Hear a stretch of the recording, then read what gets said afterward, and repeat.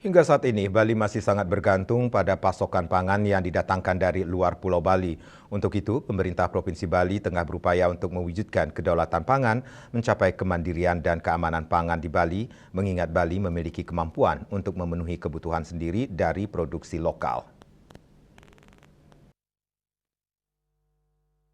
Kedaulatan pangan di Bali dapat diwujudkan mengingat saat ini Bali memiliki sumber daya pangan yang unggul seperti beras, jagung, umbi, dan sayur hingga buah-buahan. Dalam upaya mencapai kemandirian dan keamanan pangan di Bali, diperlukan kerjasama berbagai pihak terutama dengan akademisi pertanian untuk memberikan pendampingan hingga pembinaan kepada para petani sehingga mampu meningkatkan produktivitas pangan untuk memenuhi kebutuhan masyarakat di Bali.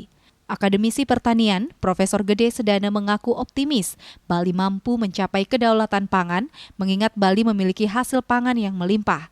Apabila kedaulatan pangan tercapai, maka hambatan-hambatan pendistribusian pangan seperti jalan jebol tidak akan mempengaruhi stabilitas pasokan dan dapat menjaga stabilitas harga pangan sehingga mampu menekan laju inflasi di Bali.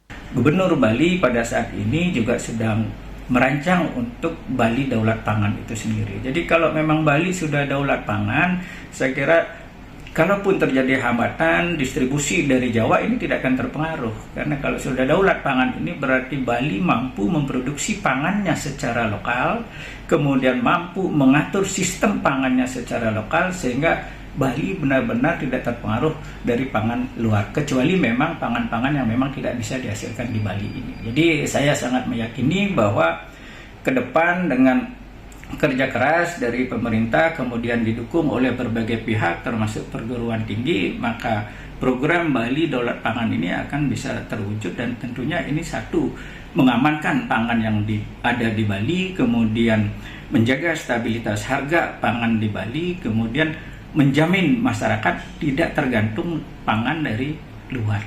Kalau saya melihatnya bahwa Bali memiliki satu sumber daya alam yang sangat bagus untuk pangan, terutama misalnya kita memiliki lahan-lahan pertanian atau sawah, dan sekarang meskipun kita ada satu terpaan ancaman alih fungsi lahan, tetapi tugas kita bersama-sama adalah meningkatkan produktivitas itu.